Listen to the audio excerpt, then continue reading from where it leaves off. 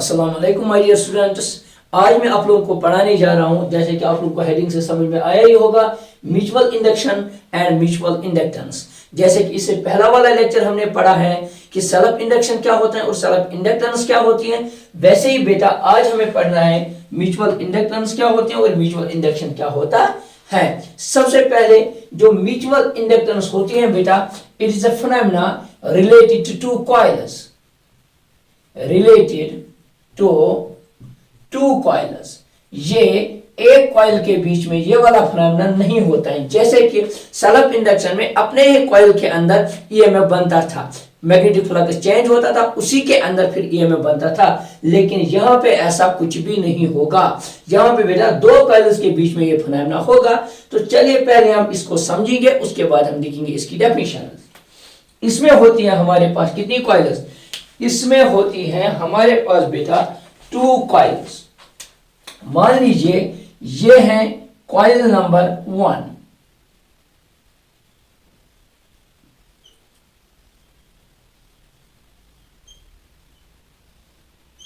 ये है coil number 1।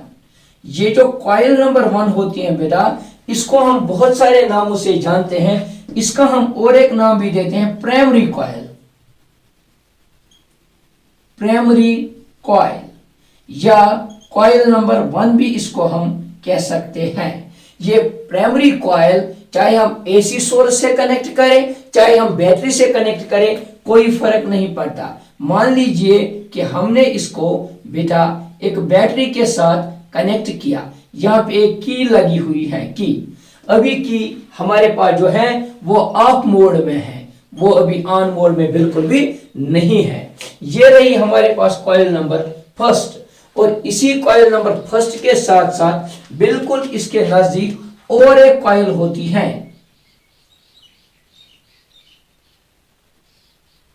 ये डिफरेंट शेप्स में हो सकती है ये कॉइल, ये ऐसे भी हो सकते हैं इसके पैरेलल, ये किसी दूसरे फॉर्मेट में भी बेटा हो सकती है। ये जो दूसरी कॉइल है, ये दूसरी कॉइल बिल्कुल भी किसी सेल, किसी बैटरी से कनेक्टेड नहीं होती है बेटा। ये सिंपल एक कॉइल होती है, ये कनेक्टेड होती है एक और चीज के साथ जिसका नाम हम बताते हैं गैल्वेनोमीटर। गैल्वेनोमीटर एक ऐसी डिवाइस है जो हमें प्रेजेंस ऑफ करंट दिखाती है। अगर बहुत ही कम करंट भी इसमें फ्लो हो, वो भी ये गैल्वेनोमीटर हमें डिटेक्ट करके देता है। इस कॉइल का नाम, जो ये वाली कॉइल है, इस कॉइल का नाम हम बताते हैं बेटा सेकेंडरी कॉइल। क्या बोलते हैं? Secondary coil. जैसे मैंने पहले लेक्चर में बताया था, या इसका कॉइल नंबर सेकंड हम बताते हैं।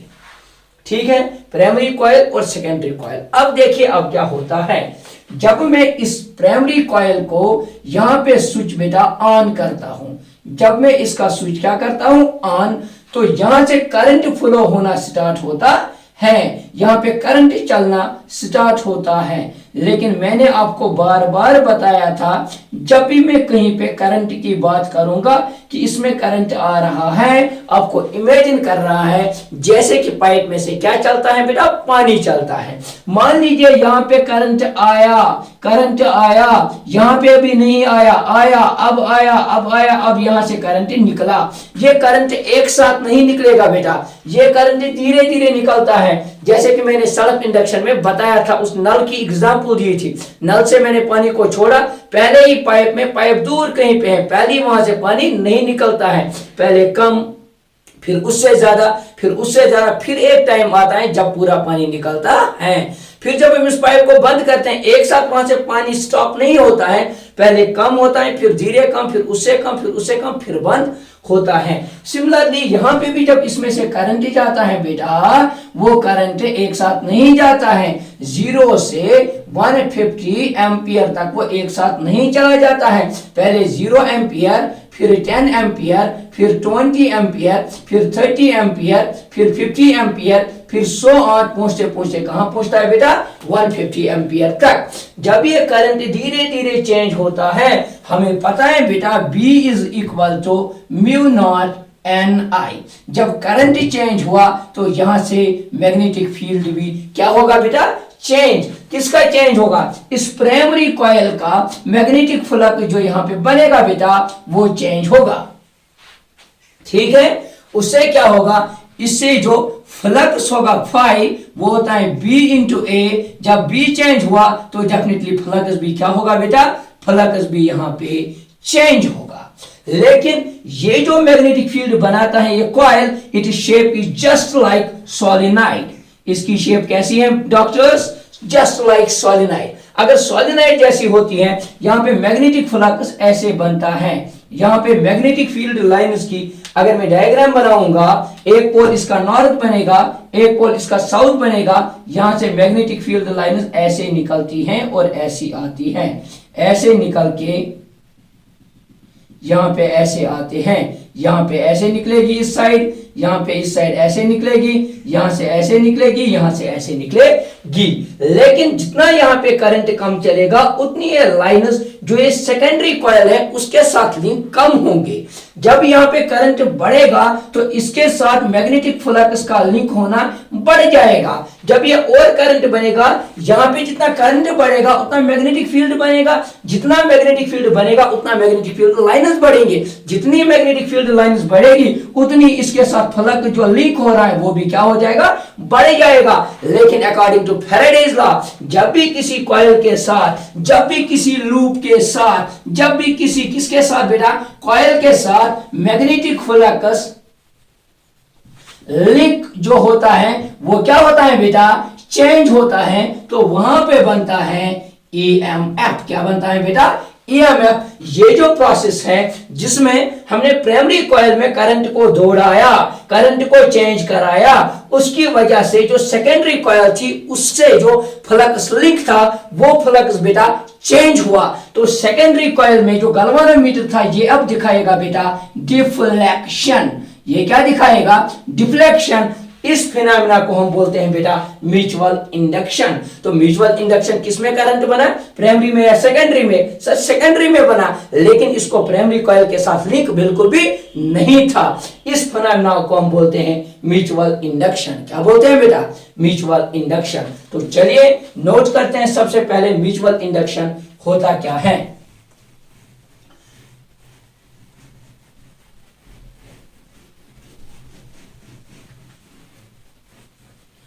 तो चलिए सबसे पहले हम लिखेंगे म्यूचुअल इंडक्शन। म्यूचुअल इंडक्शन हम लिखेंगे it is the phenomena, it is a phenomena between two coils in which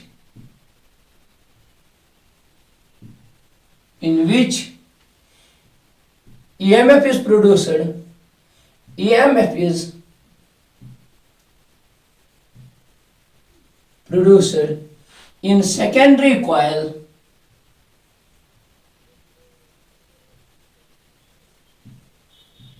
by changing the magnetic flux, by changing the magnetic flux in, by changing the electric current in, electric current with the time लिखना बेटा, with the time in primary coil, in primary coil। जब भी हम primary coil में current को क्या करेंगे, change करेंगे, वेरी करेंगे, यहां पे बनेगा ईएमएफ। इस फिनोमेना को हम बोलते हैं म्यूचुअल इंडक्शन। म्यूचुअल इंडक्शन तब भी फ्लो होगा when primary coil is connected with AC source, when primary coil is connected with AC source. हाँ, EMF is also formed in secondary coil, in secondary coil when primary coil is connected with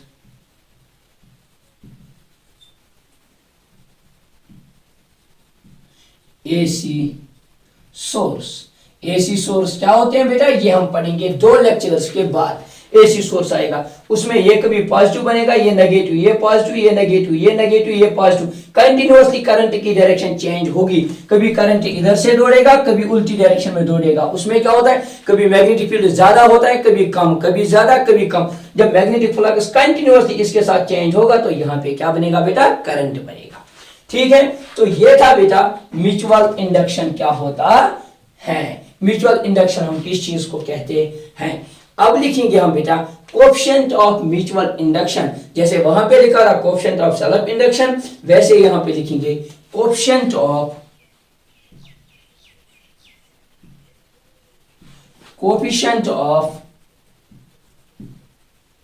mutual induction, या लिखेंगे बेटा simply mutual induction. Mutual induction simply, चाहे mutual induction कहीं पे लिखा होगा या कोएफिशिएंट ऑफ म्यूचुअल इंडक्शन लिखा होगा, ये एक ही बात है। तो कोएफिशिएंट ऑफ म्यूचुअल इंडक्शन क्या होता है बेटा, जितना इसमें से करंट बेटा फ्लो ज्यादा होगा उतना से इसमें से फ्लक्स लिंक ज्यादा होगा। यानी कि दूसरे तरीके से हम ऐसे कह सकते हैं, जो इसमें से फ्लक्स लिंक ज्यादा होगा उतना ही प्राइमरी कॉइल में करंट ज्यादा होगा। तो मैं लिखूंगा flux linked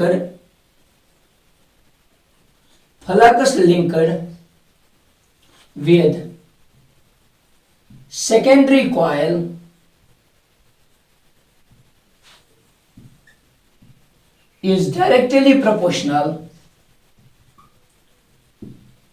is directly proportional to the current flowing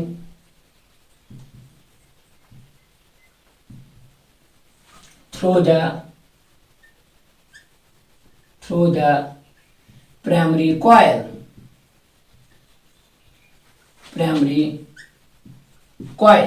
तो लिखने का तरीका, phi flux linked with the secondary coil is directly proportional to current flowing in primary coil। ऐसे लिख सकते हैं, phi s flux linked to the secondary coil is directly proportional to the current flowing in primary coil। तो यहाँ पे मैं लिख सकता हूँ phi s is equal to, removing the sign of directly proportional, we have to apply a constant। that constant is beta m, that constant is m। और इसके साथ क्या लिखेंगे बेटा, इसके साथ लिखेंगे IP। what is this m, phi s तो IP तो हमें पता है, ये दोनों चीजें क्या हैं sir. what is this m, m is nothing, it is just constant of proportionality। m is, यहां पे लिखेंगे in this equation, m is constant of proportionality। ये constant of proportionality है, और इसी constant of proportionality को हम बोलते हैं बेटा called coefficient of mutual induction।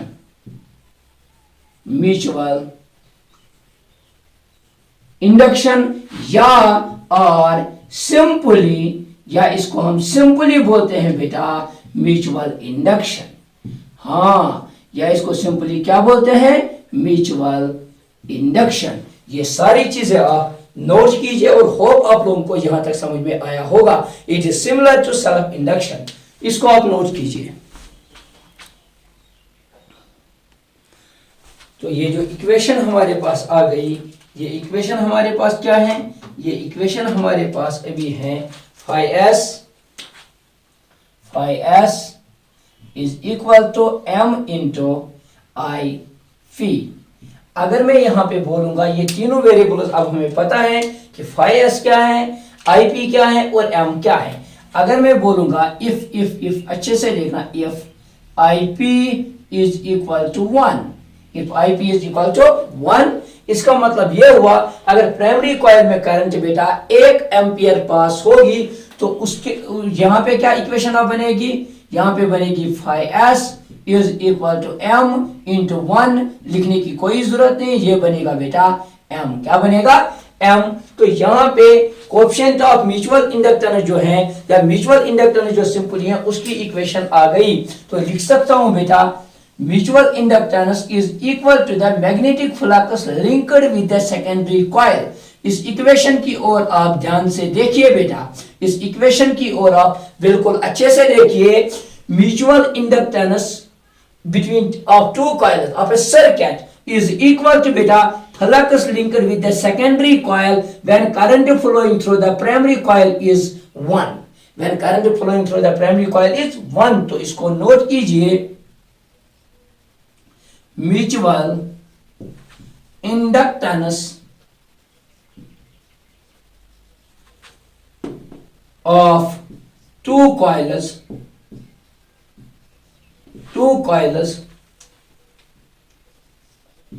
is equal to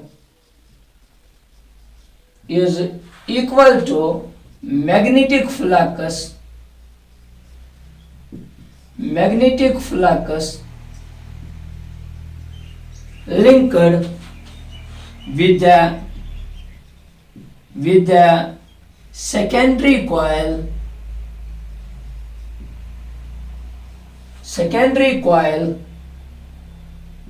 when the current flowing through primary coil is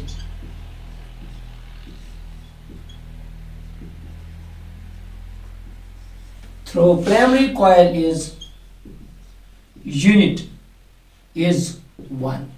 ठीक है बेटा, तो ऐसे इसको लिख सकते हैं। अब देखिए बेटा आगे, इसके बाद हम क्या लिखेंगे, जब फ्लक्स चेंज हुआ तो वहां पे क्या बनेगा, ईएमएफ। तो ईएमएफ किससे हम निकालते हैं, according to Faraday's law.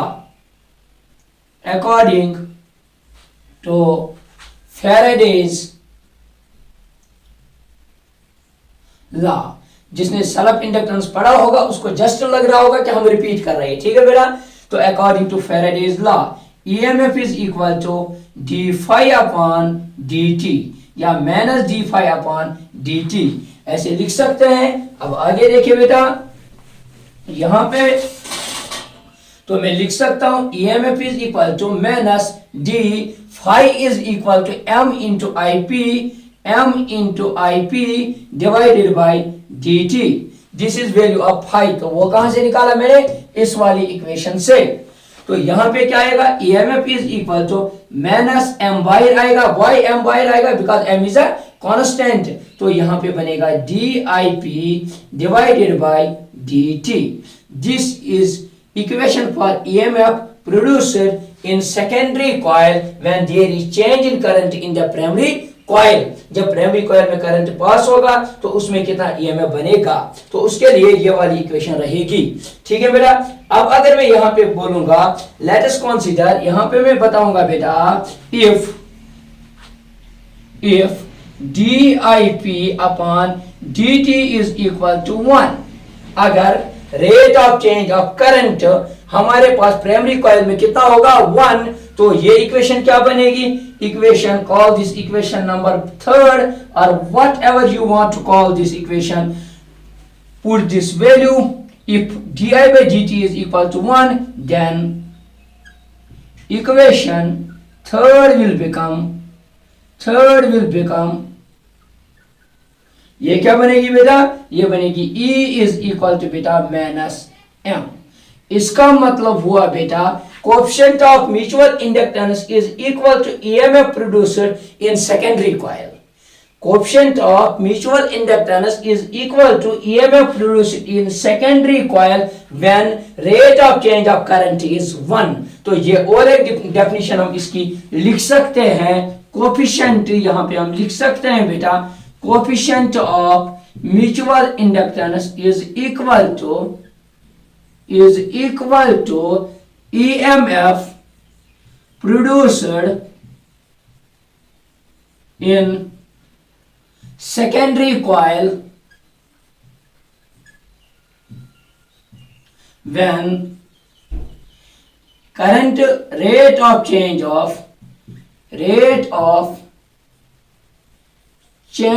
of current in primary coil is 1। जब rate of change of primary coil क्या होगा बेटा 1। तो ये था हमारे पास म्यूचुअल इंडक्टेंस। अब हम लेके आएंगे बेटा टू कोएक्सियल कॉइल्स का म्यूचुअल इंडक्शन कितना होता है और म्यूचुअल इंडक्शन किन पे डिपेंड करता है, वो हम देखेंगे अपने अगले लेक्चर में। Thank you, till then, goodbye, have a nice day.